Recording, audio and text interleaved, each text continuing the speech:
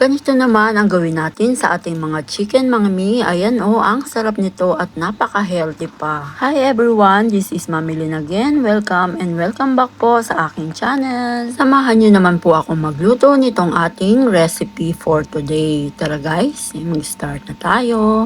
Narito po ang mga sangkap na gagamitin natin para sa ulam natin for today. At syempre, hindi pa kasama dyan ang mga pampalasa natin. At dahil gusto ko nga po yung magulay, kaya naman ito yung napili kong lutuin at i-share sa inyo.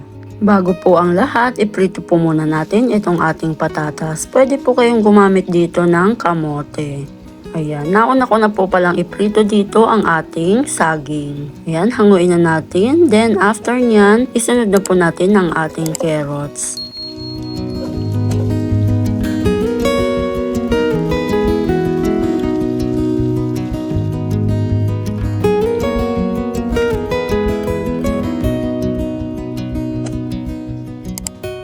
And after po nyan, iset aside po muna natin ito dahil isusunod naman natin iprito ng bahagya ang ating mga chicken.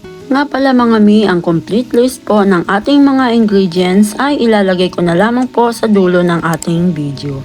At sana po ay panoorin nyo pa din po ito hanggang dulo. Thanks! Ayan, okay na po ito. Hanguin na po natin at pagkatapos ay iset aside dahil magigisa naman tayo. Unahin ko lang po itong ating bawang. At pagkatapos, isunod na rin po natin ang ating sibuyas. Pag nangangamoy na ang ating mga sangkap, ilagay naman natin ang ating kamatis. Ayan. At kapag medyo lamog na ang ating kamatis, pwede na po natin ilagay ang ating chicken.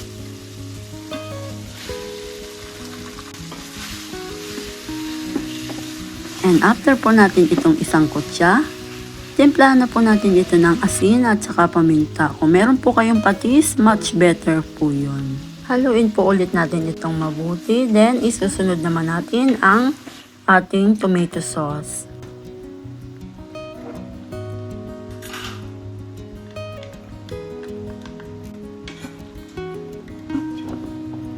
Then maglalagay po ako dito ng chicken cube. At pagkatapos, haluin lang. Then, tatakpan po natin ito ng about 5 minutes. And after 5 minutes, ito na siya. Ngayon naman, haluin lang natin ito ng bahagya. At pagkatapos, lalagyan na po natin ito ng tubig. Mga 2 cups ng water.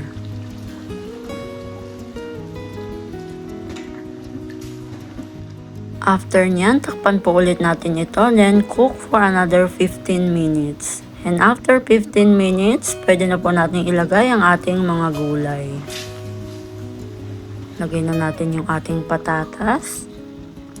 Then, ang ating carrots. Yung ating saging. Then, yung tangkay ng ating pechay.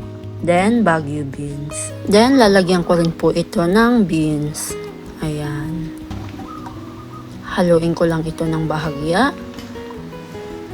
At pagkatapos, takpan po natin for about 3 to 5 minutes.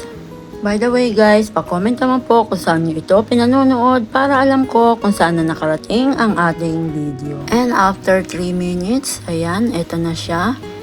I-check naman natin yung lasa niya kung okay na. At kung ano pa po yung kulang, dagdagan nyo na lamang po. Tikman ko na. Ayan, medyo nakulangan pa nga po ako dyan ng asin, kaya dinagdagan ko pa po ito. Ngayon naman, okay na po ito. Ilagay ko naman po ang ating dahon ng pechay at yung ating repolyo. By the way guys, sa mga hindi pa po nakakapag-subscribe dyan, subscribe na po kayo. And palike na rin po, then click the notification bell para updated po kayo kapag may bago tayong uploads. Ayan, haluin ko lamang po ito ng bahagya at lulutuin pa natin ito ng 1 pang minuto. Then after nyan, pwede na po natin itong iserve sa ating buong pamilya. At sigurado akong magugustuhan nila ito. Ang sarap nito mga mi, manamis-namis at napakalutong ng fresh nitong gulay. Tara guys, kain po tayo! At hanggang dito na lamang po. Thank you for watching. Sana ay nagustuhan at masubukan nyo ang reseping ito. God bless po. Bye-bye!